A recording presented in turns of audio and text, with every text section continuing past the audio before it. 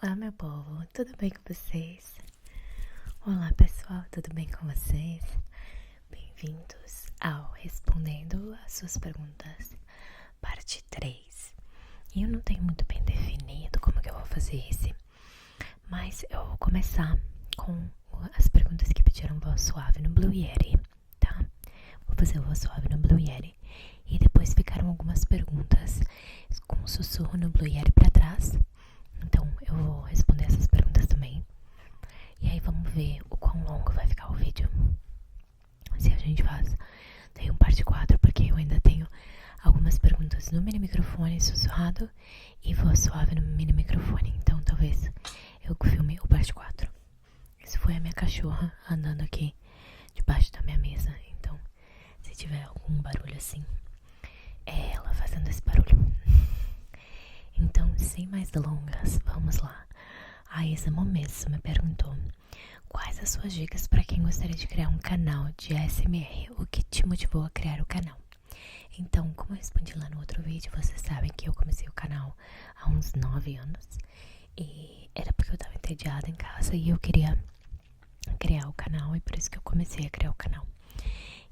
Mas quando eu comecei agora no ano passado a realmente postar com regularidade, o que me motivou foi o fato de que o pessoal pedia pra eu voltar. Eu já tinha uns 2.500, 2.700 inscritos desses anos todos que eu não tinha muita regularidade. E agora que eu tinha mais tempo, porque eu tava em casa com a minha filha, né, não tava trabalhando, eu decidi que era uma hora perfeita pra voltar. Antes disso, eu tinha muita dificuldade em conciliar o meu tempo trabalhando e descansando mais o canal. Porque eu trabalhava com criança, vocês sabem, eu trabalhava de babá. E é uma rotina muito cansativa. Eu saía de manhã às 7 da manhã, tipo assim, ou 6:30 da manhã, dirigia até o lugar. Trabalhava o dia inteiro com a criança e voltava pra casa, chegava em casa entre as 6 e 7 da tarde. E a gente ainda tentava conciliar ir na academia, fazer janta e assistir alguma série até o momento nosso de marido e mulher. E pra mim, filmar da noite é muito difícil, eu não consigo. Eu tenho muita dificuldade em filmar da noite. Então, porque chega no final do dia eu já tô com a bateria lá embaixo, eu sou igual um celular. Começa carregada de manhã, depois que eu acordo, né? Acordar é difícil, mas depois que eu acordo, começa carregada e a bateria vai caindo. E aí eu tinha muita dificuldade de gravar no final do dia. Então, a minha dica para quem gostaria de criar um canal de ASMR é essa: tenta encontrar na tua rotina um momento bom para gravar. Porque o problema, a diferença entre gravar vídeos normais e gravar o vídeo de ASMR é que o ASMR tu precisa da casa em silêncio. Precisa estar tudo silencioso, né? Não pode ter barulho muito externo. Então, acaba te privando um pouco de gravar em momentos aleatórios, né? E o meu marido sempre trabalhou de casa, só uma vez, desde que a gente tá junto, que ele saía pra trabalhar. No resto tudo, ele sempre trabalhava de casa. E agora, mais ainda com a minha filha, eu só consigo gravar horários específicos, mas pelo menos ela dorme no meio do dia, e é quando eu consigo gravar. Então eu acho que essa é a principal coisa importante de criar uma rotina que vai funcionar pra ti. E tu vai conseguir entregar o vídeo em um horário legal, sabe? Tipo, numa consistência legal. Antigamente eu fazia assim, gravava quando eu dava na telha, postava e pronto. E aí vocês não me viam por mais 3, 4 semanas, um mês. Aí eu falava: desculpa, eu fiquei tanto tempo fora. Aí gravava, ficava 5 meses sem voltar. E aí dificulta pro canal crescer.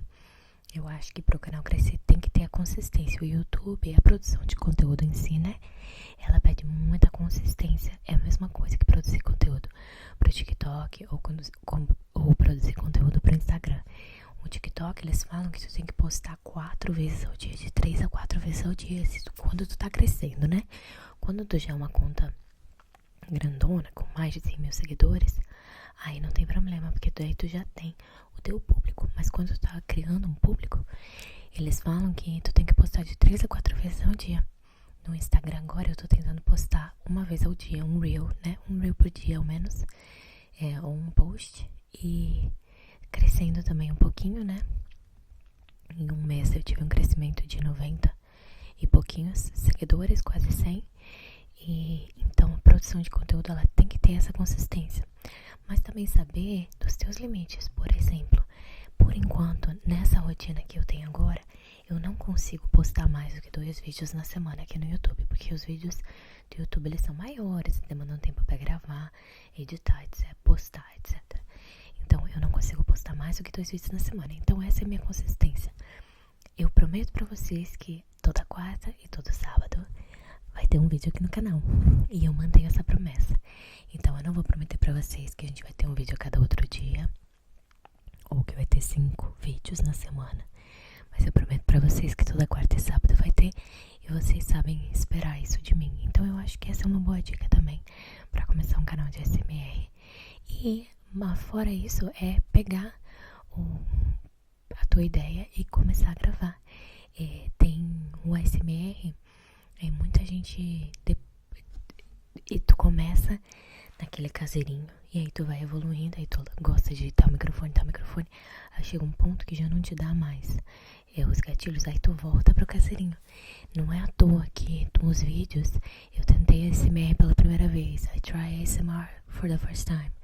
São tão vistos e populares, né? O pessoal gosta de gente que não é tipo profissional em fazer ASMR, que tem ainda muito aquela coisa do caseiro mesmo, sabe? Eu acho que tem muito disso de ASMR.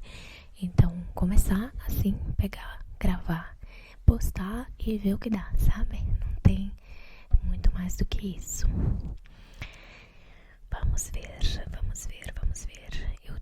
Toda vez que eu gravo um vídeo desses, eu curto já os comentários que eu respondi, porque senão não ia dar certo.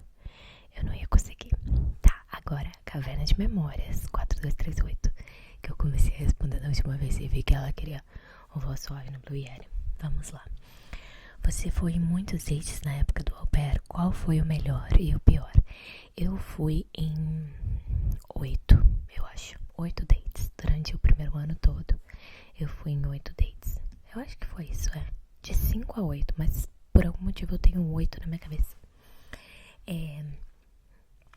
Eu tive um date com um cara que foi bem legal, porque ele me levou num daqueles bares escondidos. Vocês já ouviram falar? Uma sorveteria.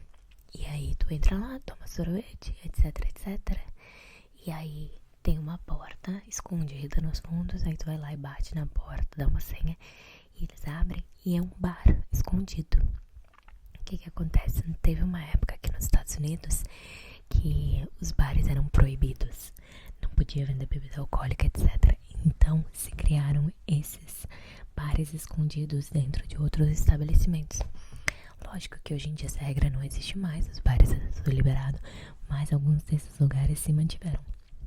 Então eu fui com ele nessa sorveteria, primeiro que me levou pra comer sorvete, já tá ótimo. E aí num bar escondido foi bem legal, eu achei assim um ambiente bem legal. Eu não vou dizer que foi o melhor, porque esse não foi com meu marido.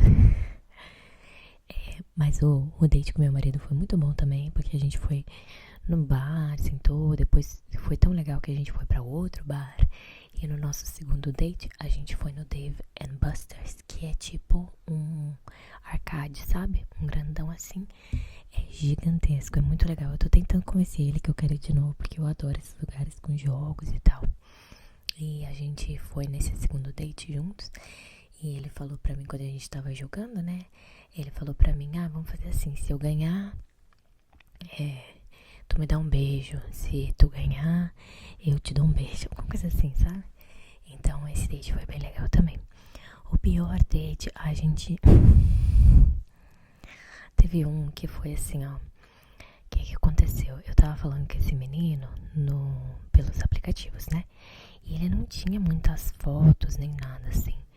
Mas eu achei ele interessante, sabe? Aí eu marquei um date, só que eu ficava muito nervosa com dates, tá? Então o que eu fazia? Eu fazia minhas amigas irem comigo, não em todos, mas em alguns, tipo assim, pro mesmo bar, e elas ficavam numa mesa diferente, ou coisa assim, sabe? Então eu tava lá na casa da minha amiga me arrumando, e ele ia me buscar lá. E de lá a gente ia ir pra um restaurante junto com as minhas amigas. Eu tinha conversado com ele tá bom, pode ser. Daí ele chegou lá e ele bateu na porta, tipo assim. Ele tentou eu ser super educado, não foi culpa dele, sabe? Mas é que a gente, como au pair, a gente não é a nossa casa, a gente mora em casa de família. E a família da minha amiga ficou tipo assim, quem que é esse cara batendo na porta, sabe? E aí eu fui lá falar com ele e ele não era nada, assim, das fotos. Mas as fotos também não falavam muito, sabe? Foi um pouco assim, amadorismo meu também, não pedi mais foto e tal. Mas ele era muito assim, eu não sei explicar, mas tudo que ele fazia assim, eu ficava tipo, não, sabe? E a gente foi comer um sanduíche e eu falei tchau. E fui embora, sabe? Não foi o meu melhor momento também, mas é que o fato que ele saiu do carro e bateu na porta, aí ele tava todo assim, engomado, sabe? Ai, enfim, não gostei. Ela também me perguntou o que você mais gosta e menos gosta em relação aos Estados Unidos. O que eu mais gosto, antigamente era o poder de compra, né? Agora a inflação tá pegando a gente aqui também, gente, tá tendo bastante inflação aqui. Mas eu acho que eu gosto muito de viajar. Eu acho que os Estados Unidos te proporciona muito isso. Principalmente viajar de carro, porque as estradas são boas e tu chega longe, sabe? E até a passagem de avião também é barata, porque agora, hoje em dia já não tá mais tão barato, né? Mas eu digo assim, quando eu morava no Brasil, eu viajei pro Rio de Janeiro, pra Bienal do Livro, lá de Porto Alegre pro Rio de Janeiro, e a gente teve que parcelar em 10 vezes de R$1.000 só pra passagem e hotel. E é muito caro, sabe? Aqui eu consigo viajar tranquilo. Às vezes tem passagem por menos de $100 pra algum lugar. Então o que eu mais gosto é essa questão da viagem. E claro, poder de compra, né? Dá pra comprar bastante coisa aqui. Todas essas coisas que eu tenho, materiais hoje, eu não teria no Brasil. A minha casa, sabe? Carro. Todas as coisas que eu tenho, roupa, maquiagem, etc. Eu acho que o poder de compra aqui é bem grande. O que eu menos gosto em relação aos Estados Unidos, eu acho que os Estados Unidos está caminhando para trás em relação a benefícios públicos, saúde pública que não existe, mas principalmente aos tempos, sabe? Eu não quero muito entrar em política aqui no canal, que acho que não tem muito a ver com o canal, mas eu acho que assim, direitos que estão sendo revogados, tá quase, eu acho que se a gente não cuidar, vai virar um Handmaid's Tale. Não sei se vocês já assistiram essa série, mas eu acho que a gente tá caminhando aqui nesse país pra uma coisa meio utópica, meio distópica. Onde a gente volta, né, aos tempos antigos. Então, essa parte que eu não gosto muito. E o país, ele é muito dividido, sabe? E eu acho que isso também dificulta um pouco. Se bem que lá no Brasil tá assim também, né? Mas eu acho que isso dificulta um pouco. Você sente que você e o Brian têm muitas diferenças culturais? Elas atrapalham o relacionamento ou vocês lidam bem? Eu acho que assim, a gente cresceu, nossa infância, adolescência foi muito diferente, porque o Brian cresceu com dinheiro. Não que eu cresci pobre, tá? Eu não cresci pobre, eu não posso reclamar, eu tive muito privilégio, muito mesmo. Meu pai pagou a faculdade pra mim 50%, eu tinha bolsa de 50%, mas ele pagou a faculdade pra mim. Nunca faltou comida, nunca faltou nada. Eu nunca precisei pagar nenhuma conta dentro de casa, nunca precisei dar dinheiro pra nenhuma conta. Quando eu viajo pro Brasil, os meus pais pagam tudo. Inclusive, a próxima vez que a gente for, eles estão até pagando a passagem. Então, eles pagam absolutamente tudo. Eu não gasto nada no Brasil. Então, assim, eu não cresci pobre. Não cresci rica, mas não cresci pobre. Mas o Brian cresceu rico. Essa é que é a verdade. E, então, eu acho que nessa diferença, assim, é uma das pequenas diferenças culturais que a gente tem. Que ele cresceu viajado, sabe? Ele viajou pra tudo quanto é lugar. O Brian já fez mochilão pela Europa por 3 semanas. O Brian já foi pra China. O Brian já foi pra Europa uma outra vez. Ele viajou os Estados Unidos todo. Eu acho que ele já conheceu uns 35 estados, eu acho. Então, eu acho que essa parte é a principal diferença. Mas também outra diferença cultural que tá aí, eu não acho que é exatamente de americano, mas é de judeu, porque o Brian é judeu, ele cresceu judeu, é a questão do dinheiro, né? Que ele é bem mais mão fechada, né? Não gasta com nada. O pai dele era muito assim, de guardar dinheiro, etc. E eu já, vocês sabem que eu gosto de gastar. Mas eu acho que essa é uma dificuldade em todos os casais, porque eu acho que o homem, a maioria, né, generalizando, é mais mão fechada e a mulher é mais mão aberta. Não sei também, mas eu tenho essa impressão. Então essa, principalmente aí na parte do dinheiro, é quando a gente tem um pouco, mas não atrapalha em nada. E a questão da gente crescer diferente também não atrapalha, é só engraçado de observar as nossas memórias, né, crescendo, a nossa infância. Então a gente não tem muito essa diferença. Então ela falou pra mim pra ler Corte de Espinhos e Rosas, tem que ler o primeiro e o segundo livro em seguida, que é o melhor livro de fantasia e romance de todos os tempos. A Court of Thorns and Roses. Tá todo mundo falando no TikTok. Já tá na minha lista há um tempão pra ler. Mas eu não comecei ainda, porque eu ainda tô fazendo esses livros aqui. Mas com certeza é um dos que eu quero ler assim que eu terminar essa minha lista aqui toda de livros. Eu quero muito ler A Corte de Espinhos e Rosas. Então é isto. Vamos lá. Aqui tem. Vamos ver. A Eli Silva 8667 me perguntou: você sofreu preconceito por ser brasileira morando aí? Se sente realizada? A família do seu esposo tem dificuldade em aceitar você? A voz pode ser qualquer uma no Blue Yeti. Então, eu nunca sofri preconceito. Eu respondi isso no primeiro vídeo de perguntas, eu acho. Eu nunca tive esse problema. Eu conheço gente que teve, mas não foi uma situação que eu passei. E se eu me sinto realizada, sim. Sim, eu sou muito grata por tudo que aconteceu na minha vida. Absolutamente tudo. E é engraçado pensar que foi um casal aleatório que mora em Denver, no Colorado, decidiu ter uma filha e decidiu trazer uma babá pra cá, que mudou completamente a trajetória da minha vida. Então, sim, eu me sinto realizada. Casar, ser mãe sempre foi meu maior sonho. Eu me sinto ainda mais realizada que eu tenho a oportunidade de criar minha filha ficando em casa com ela. Não era uma coisa que eu dava bola quando eu era mais nova, mas depois que eu comecei a pensar melhor, eu quis. E depois que eu trabalhei com muitas crianças, né, enquanto as mães trabalhavam e tal, eu comecei a pensar que eu gostaria muito de poder ficar em casa com a minha filha. Então pra mim foi uma realização muito grande.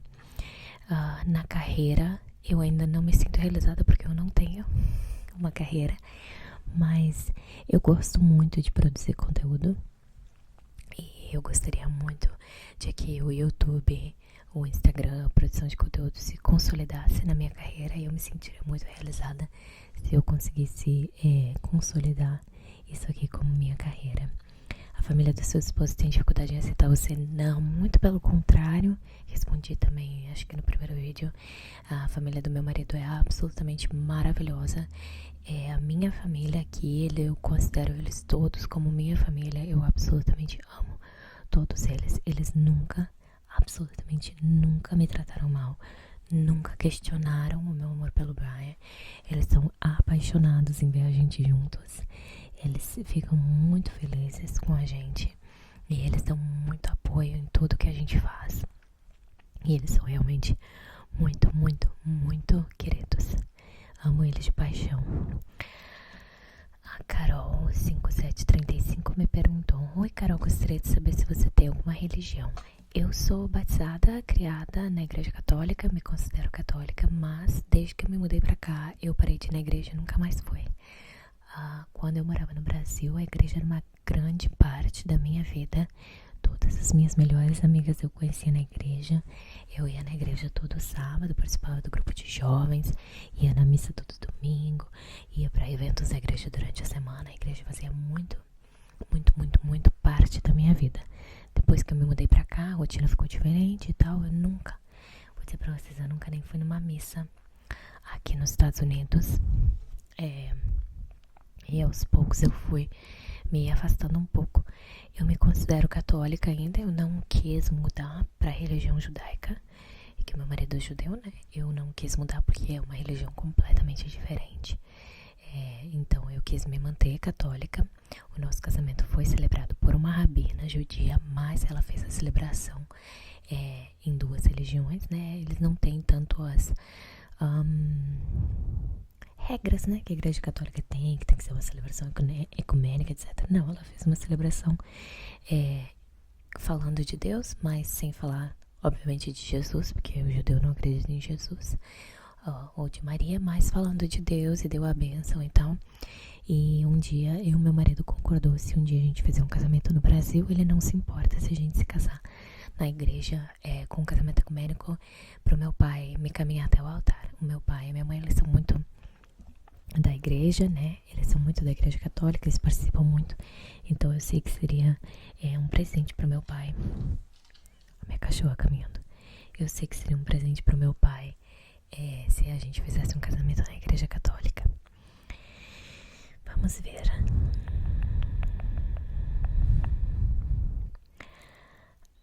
A Elisângela de Lima me perguntou se meus pais pretendem me visitar aqui. Meus pais tiveram visto negado quando eu tava grávida. O visto de turista negado, e foi um dos dias mais tristes da minha vida. Eles não foram autorizados a vir me visitar, e depois daquela negação eles meio que ficaram com trauma e eles se recusam a ir tentar tirar o visto de novo. Eu tô tentando convencer eles, tanto é que é por isso que eles pagaram as nossas passagens pra gente ir lá visitar, porque eles se recusam a tirar o visto de novo. E ela também me perguntou: tu é controlada nas redes sociais? Percebi que tu lê bastante. Não sou controlada nas redes sociais, mas eu tento me forçar a ler pelo menos um capítulo por dia, e aí eu embalo. Se a história é boa, eu leio bem mais. Mas não, eu assisto muito TikTok, muito Instagram, muito YouTube. Eu gosto de assistir YouTube quando eu tô me exercitando. Eu gosto de assistir TikTok antes de dormir. Eu não sou muito controlada nas redes sociais, não. Eu gostaria de ser mais. Vamos ver. A Ari05435 me perguntou: tem vontade de morar em outra cidade ou estado do seu? Gente, eu vou pra qualquer lugar, né? Falei pra vocês, minha mãe me chama, que fala que eu não tenho raízes, e eu não tenho mesmo. Se meu marido falar vamos se mudar, eu falo vamos, bora, não interessa onde for. Eu adoro me mudar, adoro pular de galho em galho. Eu sinto falta do Colorado, eu gostei muito do Colorado. Eu gostaria muito, se a gente tivesse dinheiro, se a gente fosse rico, eu gostaria de morar na Califórnia. San Diego, mais especificamente. Eu amaria morar na Califórnia, mas tem que ser muito, muito rico pra morar na Califórnia, tá? Eu também gostaria de morar em Nova York, não exatamente em New York City, mas eu digo assim, upstate New York, ou os arredores ali, eu acho que seria legal. Eu acho que seria legal também morar mais lá pros lados de Washington State, Seattle, Oregon, mas aí tu tá meio longe do resto do país, né? Bem longe do Brasil, mas dá um pulinho ali pro Canadá, né? Então dá pra explorar bastante. Eu moraria aonde for, eu vou. Aonde for eu vou. Fala, vamos pro Alabama. Se for uma casa bonita, um lugar legal, falo, vamos. Eu sou dessas. A Leide também perguntou, Leide Nascimento 123, se é muito burocrático comprar uma casa aí no lugar que você mora. É chatinho, né? Pegar o financiamento é chatinho. Tem que dar uma entrada boa. Não me perguntem quantos por cento tem que ser a entrada, porque a gente ganhou metade da casa da minha sogra de presente. Então a gente tem uma entrada bem alta. Mas tu tem que comprovar a renda, tu tem que comprovar que tu vai conseguir pagar as coisas e tal. Mas foi um processo mais simples do que eu esperava. Agora, o meu nome, ele tá na casa, mas ele não tá no financiamento, porque eu não sou cidadã. Aí o processo seria bem mais chato, então a gente decidiu colocar só o financiamento no nome do meu marido. Porque eu não sou cidadã americana ainda. Mas eu acho que foi mais fácil do que eu esperava. E eu sei que tem gente que compra casa, mesmo não sendo cidadão americano e nem tendo green card ou nada assim. Eu sei que tem gente que consegue comprar casa, mas aí eu acho que é um processo mais chatinho, né? A Paloma Joy me perguntou se eu pretendo ensinar português para minha neném. Vocês sabem que sim, eu tento o meu melhor. Não faço muito bem tudo sempre, mas eu tento o melhor que dá pra fazer de ensinar o português pra ela. Eu vou mudar agora para um sussurro, porque tem algumas perguntinhas de sussurro no Blue Yeti. Erin, a cachorra caminhando pela casa. Eu vou mudar para o sussurro, porque tem algumas perguntinhas de sussurro aqui no Blue Yeti, mas eu com certeza vou precisar fazer um parte 4 respondendo voz suave e mais alguns sussurros no mini microfone, tá? A Vanessa Gomes 921 me perguntou: gostaria de saber se você sofreu algum tipo de preconceito ou algo do tipo aí no seu. Vocês sabem, já respondi vocês. Nunca sofri, graças a Deus, mas sei que tem gente que sofre. Quais são seus filmes e séries favoritas? Séries, eu gosto de Friends, Gilmore Girls, Grey's Anatomy, The Good Place, Only Murders in the Building. Que mais? Everybody Loves Raymond.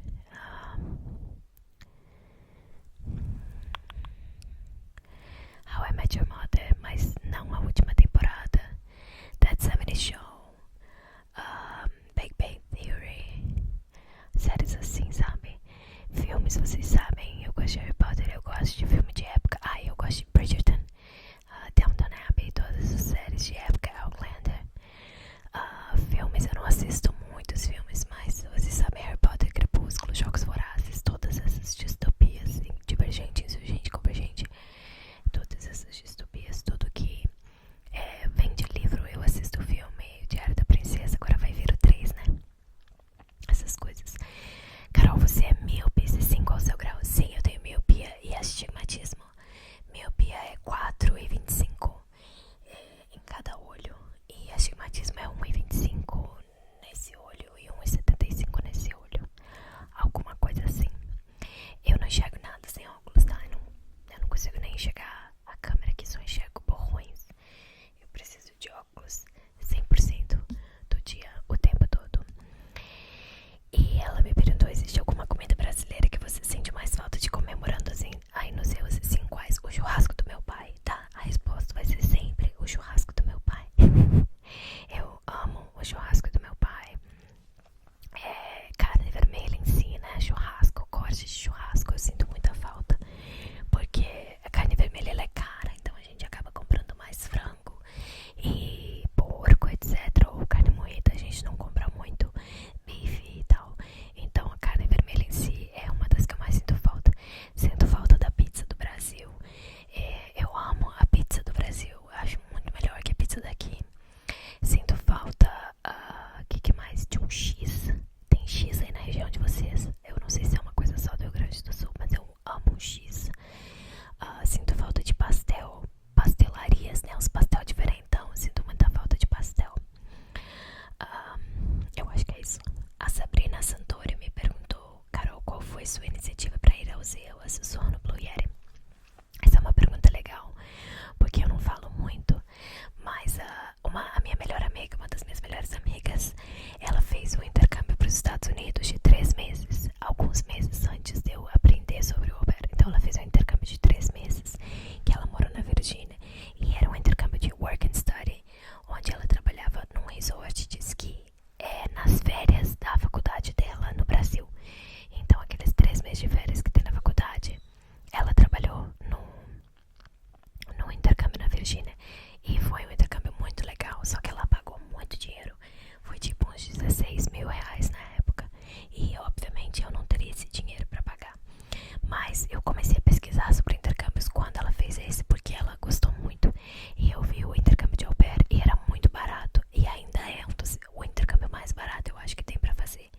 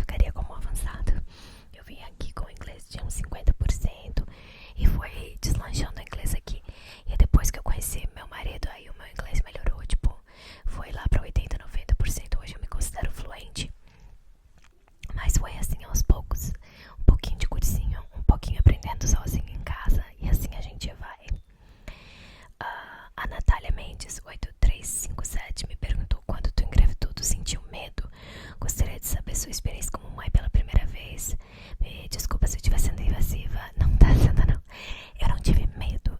Assim, o meu principal medo era perder o neném, né? A gente não contou pra ninguém pelas 3 semanas. Mas quando eu engravidei, não, eu senti só euforia. Eu tava pronta, eu sempre quis ser mãe. Eu tava prontíssima pra ser mãe. Então, eu não senti medo, mas eu acho que é normal sentir medo. Pra mim, era uma coisa muito esperada. Eu só tinha aquele medo de perder o neném mesmo. Por exemplo, um dia eu tava caminhando com meu menino no parquinho e eu senti cólica e senti um corrimento. Eu fiquei apavorada. Eu saí correndo com ele de volta pra casa porque eu achei que eu tava sangrando. E eu não tava, sabe? É normal sentir cólica no primeiro trimestre e eu não sabia. Então, esses momentos eu tinha medo, mas não assim de como ia ser. Mas eu tinha muita experiência com criança e eu acho que isso faz a diferença. Eu me sentia preparada para ser mãe, sabe? A Gabriela PY1 me perguntou em espanhol. Eu vou dar uma traduzida aqui. Como conseguiu ter força de vontade para enfrentar tudo que enfrentou desde que está nos Estados Unidos? É difícil mesmo. No primeiro mês foi muito difícil, mas eu sabia que não podia desistir. E eu acho que aproveitar as coisas boas da vida é bom, sabe? Como eu falei, eu saía pra viajar, eu consegui viajar, consegui fazer essas coisas. Então eu acho que isso ajudou bastante no processo de seguir em frente, ver beleza nas coisas boas. E aí, uma vez que eu comecei a me acostumar com isso, o resto foi, né?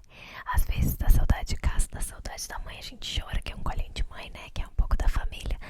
Mas eu amo a minha vida aqui e eu acho que isso ajuda muito também a combater a saudade, né? Quando eu escolhi ficar aqui, eu sabia o que eu tava escolhendo. Então, eu acho que isso ajuda bastante. A Giane Pimentel 287 me perguntou qual música você ouve e se emociona. Eu não sei. Tem uma música do Beatles, In My Life, que foi a música de casamento dos meus sogros. E eu não sei se vocês sabem, mas meu sogro faleceu de uma maneira muito rápida, com um ataque cardíaco. E ele era muito novo, ele tinha 58 anos. E ele era o melhor amigo do meu marido. Então, pra gente foi uma situação muito difícil. Foi um período muito difícil. Ainda tem muito luto envolvido. O luto, ele não vai embora. Então é uma música que às vezes eu me pego cantando pela casa sem nem perceber. E eu gosto de imaginar que é o pai dele sussurrando pra mim a música, sabe? Pra eu dar uma cantaroladinha. É uma música que me emociona pela tristeza dele não estar aqui. Ele e minha sogra foram casados por 30 anos. E todo mundo compara muito eu e o Brian com a minha sogra e ele. Na nossa relação, eles tinham uma relação muito linda. Então eu sinto um pouco dessa emoção. E ele era, eu vi ele em pessoa 2 vezes só, né? Mas ele me mandava mensagem o tempo todo. Ele me mandava mensagem em português, ele usava o Google Tradutor. Ele ligava, conversava com a gente. Ele nunca nem soube, ele morreu antes da gente engravidar, né? 1 ano antes. Então mas ele falava que ele mal podia esperar pra gente ter filho, que ele ia amar ser avô e tal. Então,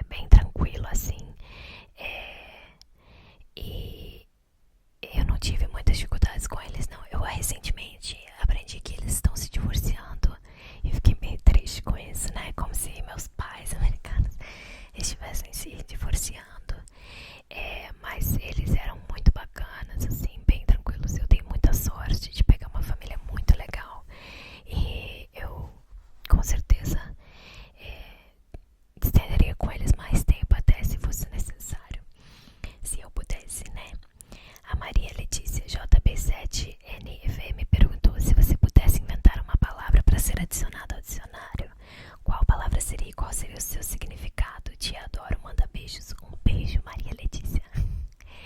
Eu não... Ai, gente, que pergunta difícil, eu não sei. Uma palavra para inventar para o dicionário. Eu inventaria uma palavra em inglês para traduzir a palavra saudade. Porque não tem essa palavra no dicionário americano, a palavra saudade. E missing you não traduz, né? I miss you. Não configura exatamente a palavra saudade. Então eu gostaria que a palavra saudade existisse no dicionário americano, que às vezes eu só quero explicar isso. Tem uma pergunta que eu esqueci de responder, que a Suiane Martins no segundo vídeo me perguntou também o meu